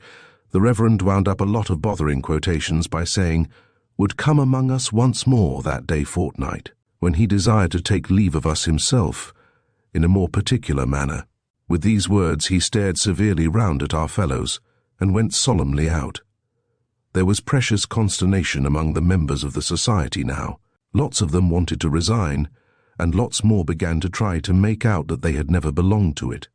However, the president stuck up, and said that they must stand or fall together, and that if a breach was made it should be over his body, which was meant to encourage the Society, but it didn't. The president further said he would consider the position in which they stood, and would give them his best opinion and advice in a few days. This was eagerly looked for, as he knew a good deal of the world on account of his father's being in the West Indies. After days and days of hard thinking and drawing armies all over his slate, the president called our fellows together and made the matter clear. He said it was plain that when Old Cheeseman came on the appointed day, his first revenge would be to impeach the Society and have it flogged all round. After witnessing with joy the torture of his enemies, and gloating over the cries which agony would extort from them, the probability was that he would invite the Reverend, on pretence of conversation, into a private room, say the parlour into which parents were shown, where the two great globes were which were never used, and would there reproach him with the various frauds and oppressions he had endured at his hands. At the close of his observations he would make a signal to a prize-fighter concealed in the passage, who would then appear and pitch into the Reverend, till he was left insensible. Old Cheeseman would then make Jane a present of from £5 to £10, and would leave the establishment in fiendish triumph. The president explained that against the parlor part or the Jane part of these arrangements he had nothing to say, but on the part of the society he counselled deadly resistance. With this view he recommended that all available desks should be filled with stones, and that the first word of the complaint should be the signal to every fellow to let fly at Old Cheeseman. The bold advice put the society in better spirits, and was unanimously taken. A post about Old Cheeseman's size was put up in the playground, and all our fellows practised at it till it was dinted all over. When the day came, and places were called, every fellow sat down in a tremble. There had been much discussing and disputing as to how Old Cheeseman would come, but it was the general opinion that he would appear in a sort of triumphal car drawn by 4 horses, with 2 livery servants in front, and the prize-fighter in disguise up behind. So all our fellows sat listening for the sound of wheels. But no wheels were heard, for Old Cheeseman walked after all, and came into the school without any preparation, pretty much as he used to be, only dressed in black. "Gentlemen," said the Reverend, presenting him, "our so long respected friend and fellow pilgrim in the pleasant plains of knowledge is desirous to offer a word or two. Attention, gentlemen, one and all." Every fellow stole his hand into his desk and looked at the president. The president was all ready, and taking aim at Old Cheeseman with his eyes. What did Old Cheeseman then but walk up to his old desk, look round him with a queer smile as if there was a tear in his eye, and begin in a quavering, mild voice, "My dear companions and old friends." Every fellow's hand came out of his desk, and the president suddenly began to cry. "My dear companions and old friends," said Old Cheeseman, "you have heard of my good fortune. I have passed so many years under this roof, my entire life so far. I may say that I hope you have been glad to hear of it for my sake. I could never enjoy it without exchanging congratulations with you. If we have ever misunderstood one another at all, pray, my dear boys, let us forgive and forget. I have a great tenderness for you, and I am sure you return it. I want in the fullness of a grateful heart to shake hands with you, every one. I have come back to do it, if you please, my dear boys." Since the president had begun to cry, several other fellows had broken out here and there, but now, when Old Cheeseman began with him as first boy, laid his left hand affectionately on his shoulder, and gave him his right, and when the president said, "Indeed, I don't deserve it, sir. Upon my honor, I don't," there was sobbing and crying all over the school. Every other fellow said he didn't deserve it, much in the same way, but Old Cheeseman, not minding that a bit, went cheerfully round to every boy, and wound up with every master, finishing off the Reverend last. Then a snivelling little chap in a corner, who was always under some punishment or other, set up a shrill cry of, "Success to Old Cheeseman! Hooray!" The Reverend glared upon him and said, "Mr. Cheeseman, sir." But Old Cheeseman, protesting that he liked his old name a great deal better than his new one, all our fellows took up the cry, and for I don't know how many minutes, there was such a thundering of feet and hands, and such a roaring of Old Cheeseman, as never was heard. After that, there was a spread in the dining room of the most magnificent kind. Fowls, tongues, preserves, fruits, confectionaries, jellies, neguses, barley, sugar temples, trifles, crackers, eat all you can, and pocket what you like, all at Old Cheeseman's expense. After that, speeches, whole holiday, double and treble sets of all manners of things for all manners of games, donkeys, pony chases, and drive yourself. Dinner for all the masters at the 7 Bells, £20 a head, our fellows estimated it at. An annual holiday and feast fixed for that day every year, and another on Old Cheeseman's birthday, Reverend bound down before the fellows to allow it, so that he could never back out, all at Old Cheeseman's expense. And didn't our fellows go down in a body and cheer outside the 7 Bells? Oh no, but there's something else besides. Don't look at the next storyteller, for there's more yet. Next day it was resolved that the society should make it up with Jane, and then be dissolved. What do you think of Jane being gone, though? What? Gone forever? Said our fellows with long faces. Yes, to be sure, was all the answer they could get. None of the people about the house would say anything more. At length, the first boy took upon himself to ask the Reverend whether our old friend Jane was really gone. The Reverend, he has got a daughter at home, turn-up nose and red, replied severely, "Yes, sir. Miss Pitt is gone." The idea of calling Jane Miss Pitt. Some said she had been sent away in disgrace for taking money from Old Cheeseman. Others said she had gone into Old Cheeseman's service at a rise of £10 a year. All that our fellows knew was she was gone. It was 2 or 3 months afterwards, when, one afternoon, an open carriage stopped at the cricket field, just outside bounds, with a lady and gentleman in it, who looked at the game a long time, and stood up to see it played. Nobody thought much about them until the same little snivelling chap came in, against all rules, from the post where he was scout, and said, "It's Jane." Both 11s forgot the game directly, and ran crowding round the carriage. It was Jane, in such a bonnet. And if you'll believe me, Jane was married to Old Cheeseman. It soon became quite a regular thing when our fellows were hard at it in the playground, to see a carriage at the low part of the wall where it joins the high part, and a lady and gentleman standing up in it looking over. The gentleman was always Old Cheeseman, and the lady was always Jane. The first time I ever saw them, I saw them in that way. There had been a good many changes among our fellows then, and it had turned out that Bob Tarter's father wasn't worth millions. He wasn't worth anything. Bob had gone for a soldier, and Old Cheeseman had purchased his discharge.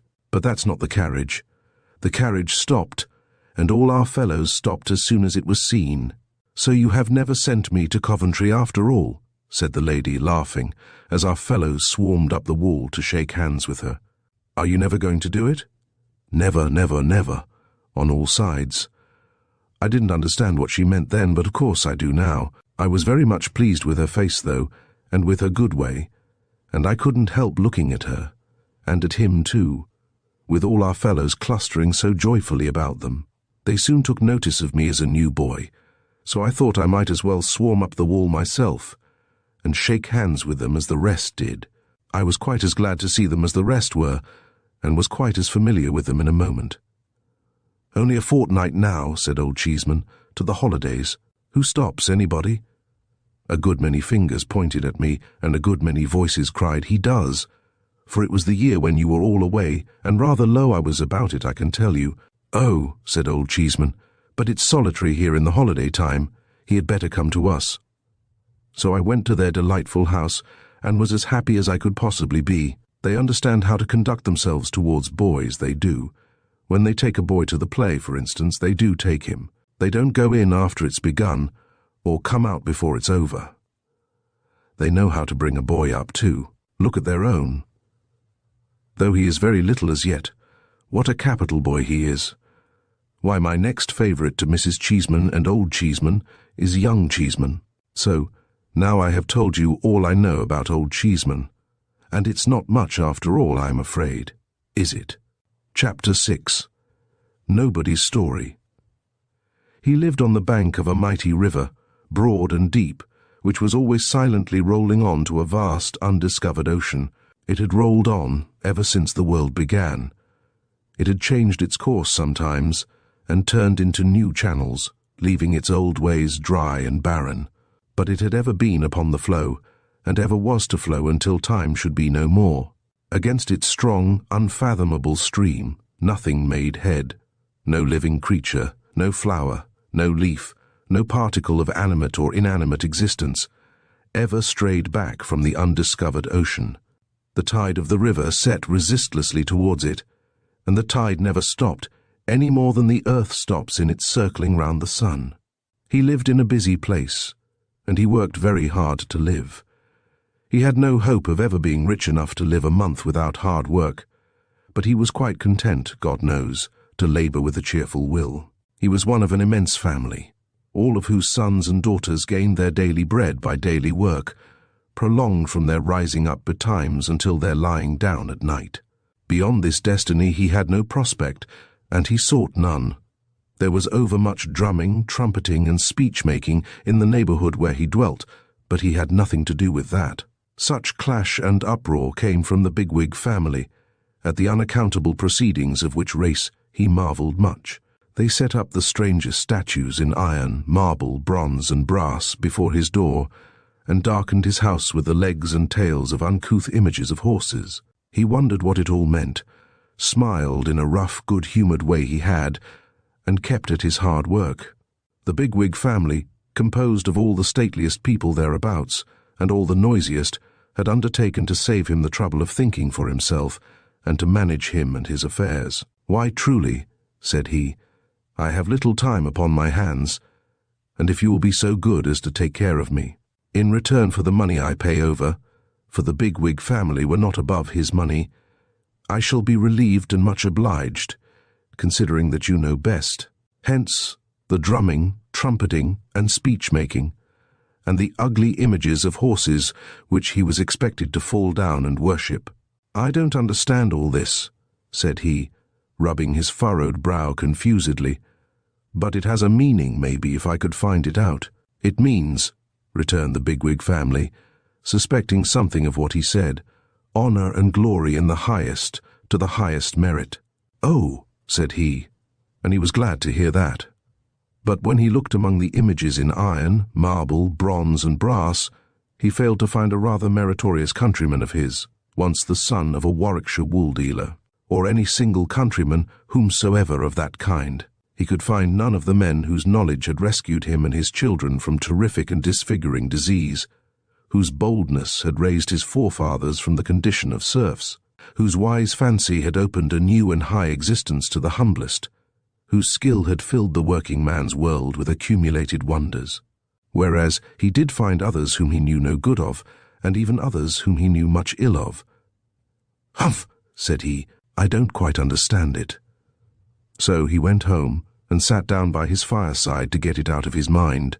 Now, his fireside was a bare one, all hemmed in by blackened streets. But it was a precious place to him. The hands of his wife were hardened with toil, and she was old before her time, but she was dear to him. His children, stunted in their growth, bore traces of unwholesome nurture, but they had beauty in his sight. Above all other things, it was an earnest desire of this man's soul that his children should be taught. "If I am sometimes misled," said he, "for want of knowledge, at least let them know better, and avoid my mistakes. If it is hard to me to reap the harvest of pleasure and instruction that is stored in books, let it be easier to them." But the bigwig family broke out into violent family quarrels concerning what it was lawful to teach to this man's children. Some of the family insisted on such a thing being primary and indispensable above all other things, and others of the family insisted on such another thing being primary and indispensable above all other things.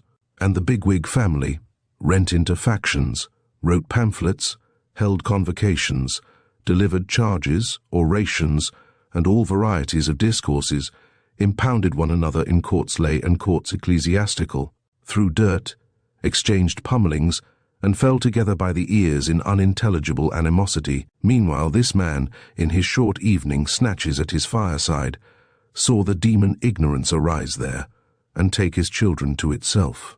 He saw his daughter perverted into a heavy, slatternly drudge. He saw his son go moping down the ways of low sensuality. To brutality and crime, he saw the dawning light of intelligence in the eyes of his babies, so changing into cunning and suspicion, that he could have rather wished them idiots. "I don't understand this any the better," said he, "but I think it cannot be right. Nay, by the clouded heaven above me, I protest against this as my wrong." Becoming peaceable again, for his passion was usually short-lived, and his nature kind, he looked about him on his Sundays and holidays, and he saw how much monotony and weariness there was, and thence how drunkenness arose with all its train of ruin. Then he appealed to the bigwig family and said, "We are a labouring people, and I have a glimmering suspicion in me that labouring people of whatever condition were made, by a higher intelligence than yours, as I poorly understand it, to be in need of mental refreshment and recreation. See what we fall into when we rest without it.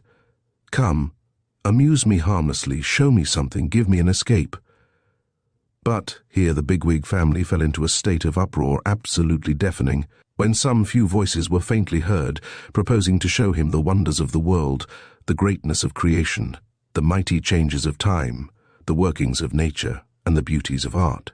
To show him these things, that is to say, at any period of his life when he could look upon them, there arose among the bigwigs such roaring and raving, such pulpiting and petitioning, such maundering and memorializing, such name-calling and dirt-throwing, such a shrill wind of parliamentary questioning and feeble replying, where I dare not waited on I would, that the poor fellow stood aghast, staring wildly around. "Have I provoked all this?" said he, with his hands to his affrighted ears, "by what was meant to be an innocent request, plainly arising out of my familiar experience, and the common knowledge of all men who choose to open their eyes.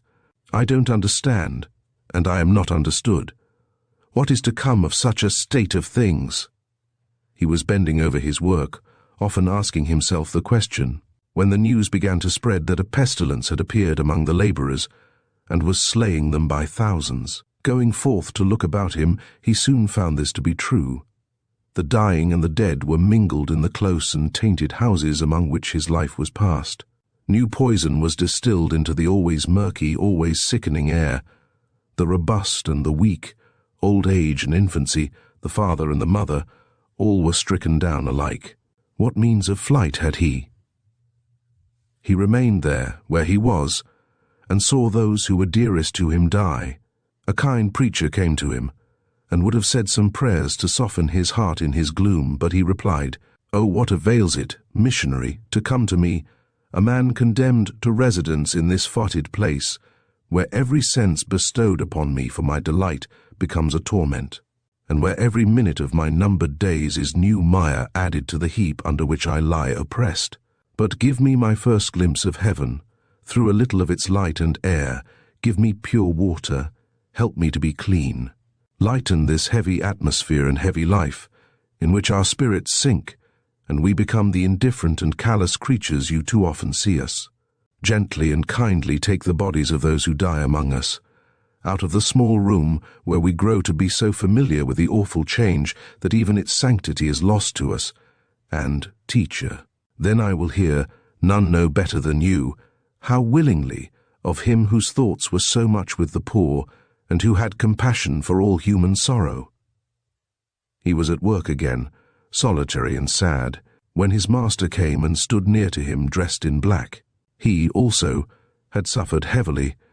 His young wife, his beautiful and good young wife, was dead, so too his only child. "Master, 'tis hard to bear, I know it, but be comforted. I would give you comfort if I could." The master thanked him from his heart, but, said he, "O you labouring men, the calamity began among you. If you had but lived more healthily and decently, I should not be the widowed and bereft mourner that I am this day."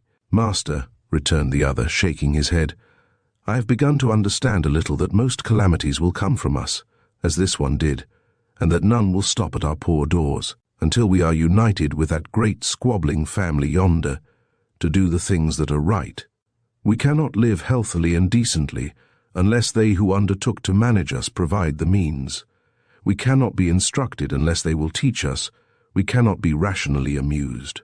Unless they will amuse us, we cannot but have some false gods of our own, while they set up so many of theirs in all the public places. The evil consequences of imperfect instruction, the evil consequences of pernicious neglect, the evil consequences of unnatural restraint, and the denial of humanizing enjoyments will all come from us. And none of them will stop with us. They will spread far and wide. They always do, they always have done, just like the pestilence. I understand so much, I think, at last." But the master said again, "O you labouring men, how seldom do we ever hear of you, except in connection with some trouble?"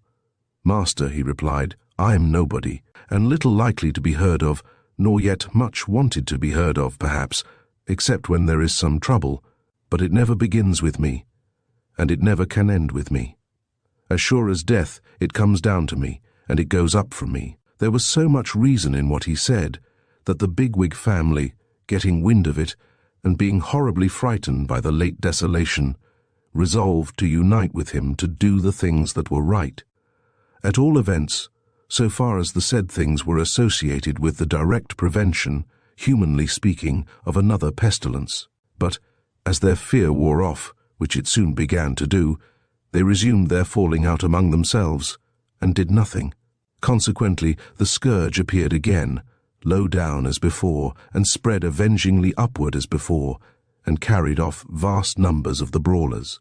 But not a man among them ever admitted, if in the least degree he ever perceived, that he had anything to do with it. So nobody lived and died in the old way, and this, in the main, is the whole of nobody's story. Had he no name, you ask? Perhaps it was Legion. It matters little what his name was. Let us call him Legion. If you were ever in the Belgian villages near the field of Waterloo, you will have seen, in some quiet little church, a monument erected by faithful companions in arms to the memory of Colonel A, Major B, Captains C, D, and E, Lieutenants F and G, Ensigns H, I, and J, 7 non-commissioned officers, and 130 rank and file, who fell in the discharge of their duty on the memorable day.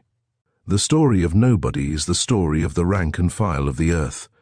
They bear their share of the battle, they have their part in the victory, they fall, they leave no name but in the mass. The march of the proudest of us leads to the dusty way by which they go. Oh, let us think of them this year at the Christmas fire, and not forget them when it is burnt out. Thank you for joining us here at Storytime Haven. We hope you enjoyed these classic Christmas stories by Charles Dickens. If you felt the warmth of the season in these tales, be sure to like, comment, and subscribe for more heartwarming stories. Until next time, may your days be merry and bright, and may you carry the spirit of Christmas with you throughout the year.